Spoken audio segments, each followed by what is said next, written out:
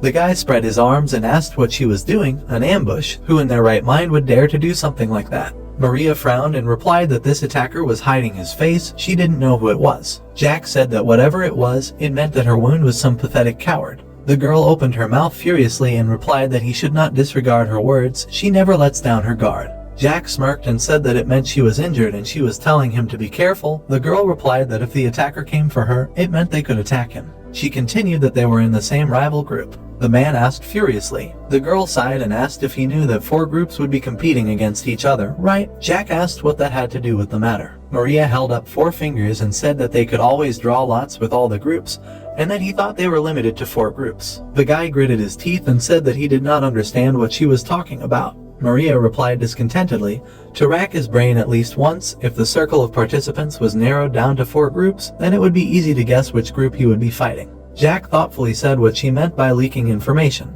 He continued that the academy forces each group to attack other group leaders. The girl tilted her head and said that he was not that stupid. If the leader was out of line, it would be difficult for this group to compete. She turned away and continued that in any case, she just warned him, tomorrow was the test day, so he should not risk training alone. She said angrily that she did not want to see any prince expelled after the second test and disgrace them. She hoped he heard her. The girl suddenly jumped up. He watched her go and thought that the weakest of them was giving him advice. She was overstepping her bounds. He grinned and continued the thought that and yet, he would not ignore what she said. Should he at least take Simon with him? A shadow appeared in the reflection of the sword. High cliffs towered above the ground. Nano told the master that it was too late. The hero jumped up and asked Nano how many rounds he won with Jack Avatar in percentage.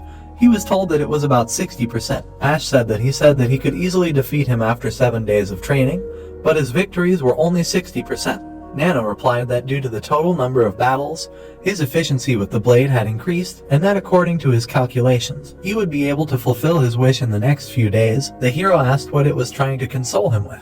The machine replied that it was an estimate through analysis. The hero smiled and said that he still had a lot to do. The voice said that he should go back right now. Birds were flying over the tall trees. Something was rushing forward quickly. Ash turned around in surprise. A foot landed on the ground. The guy looked around and wondered what that sound was just. The hero heard the sound again. He jumped up sharply, thinking that it was coming from there. The protagonist made his way through the foliage and thought that it was here, and that in such darkness almost nothing could be seen. A man was lying on the ground and it flashed through his mind that it seemed like someone was lying on the ground. Ash widened his eyes and told Nano to turn on the night vision mode. The machine responded that the activation of the night vision mode was at the user's command. He looked in front of him and thought that Jack, that guy in the mask, attacked him. Jack stood in the reflection of the attacker's sword. He was rushing towards the guy. The blow flew past Jack's face. They suddenly clashed in battle. The hero watched what was happening and thought that in order to oppress Jack so much, the movements of that guy in the mask cannot be looked down upon. The voice asked who he was. Jack winced in pain. Someone's footsteps were heard. The guy screamed in pain. The man in the mask swung his weapon at him. The guy carefully dodged each blow. He thought that he didn't want to help him, but he couldn't let the leader of the group get hurt the day before the test. Someone yelled at him to stop and the masked man turned around. The hero held out his weapon. The man slashed and Ash dodged. He clenched his fist and slashed. The man jumped back. The boy looked at him, thinking that he had jumped back just before his attack hit him and that he was an expert whose skill level he couldn't determine. The masked man narrowed his eyes. Then he jumped up and flew into the air. Ash watched him go, thinking that he shouldn't chase him. Jack cursed and the hero turned around and asked if he was okay. He said angrily that how could he get help from such a mudblood. Ash smiled and asked if he should leave him there. The light was on in the dorm. Everyone turned around at something. The hero walked next to Jack and carried the guy in his arms. Someone called him.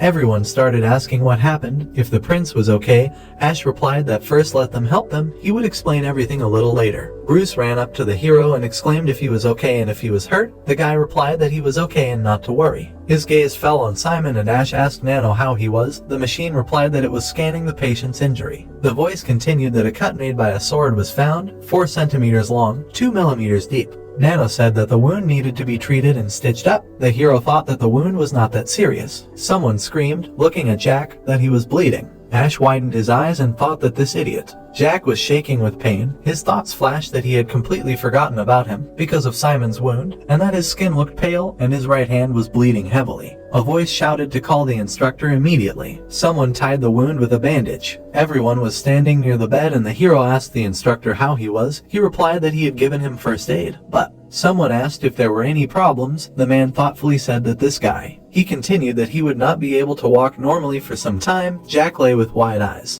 So, friends, this chapter comes to an end. What will happen next? We'll uncover it in the next chapter.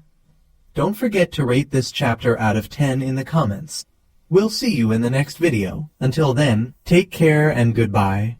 Don't forget to like the video and subscribe to the channel.